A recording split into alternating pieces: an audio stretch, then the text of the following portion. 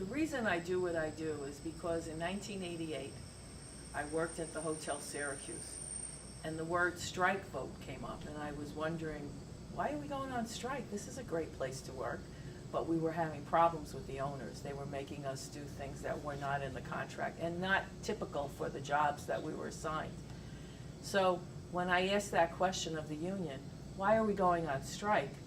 Their answers convinced me that it was quite reasonable, that there was no other action that the workers could take but to go on strike, because we knew if we stayed inside, there was nothing left of the jobs we loved.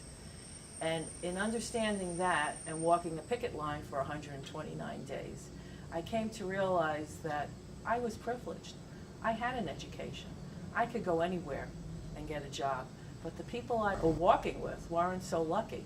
Many of them didn't have the same opportunities I had.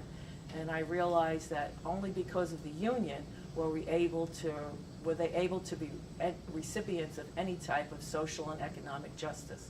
The first job I got before I was able to find a teaching job was at the Hotel Syracuse, in the main dining room as a waitress. And I thought, what a wonderful job this is. It's the first time I ever waitressed and had benefits and could call in sick because I really was sick and not get fired. It was the first time I had medical insurance, I had a pension.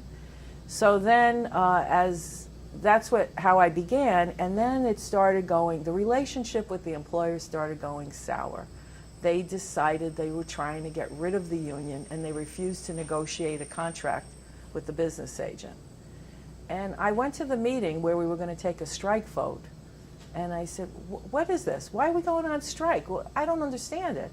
And the union answered my questions, and I realized that it was a great job because there was a union there.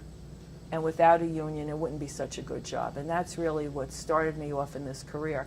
And I walked the picket line with many of my coworkers who were there had made lifetime jobs of this hotel, and where were they going to go?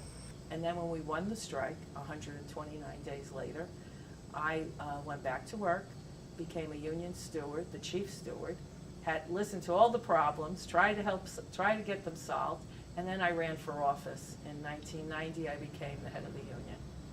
Well, knowing about the history of A. Philip Randolph, it was the most, when I got the phone call on a Sunday morning, I started shouting for joy because I thought, how exciting for a group that I admire in the community that helps me in the work I do, which is social justice, and getting an award from people that have chosen me, people I don't know necessarily, a committee that decided to choose me for this award. It solidified for me that the work I had been doing actually was real work. This tells me I have made a difference in the community, and that is very exciting.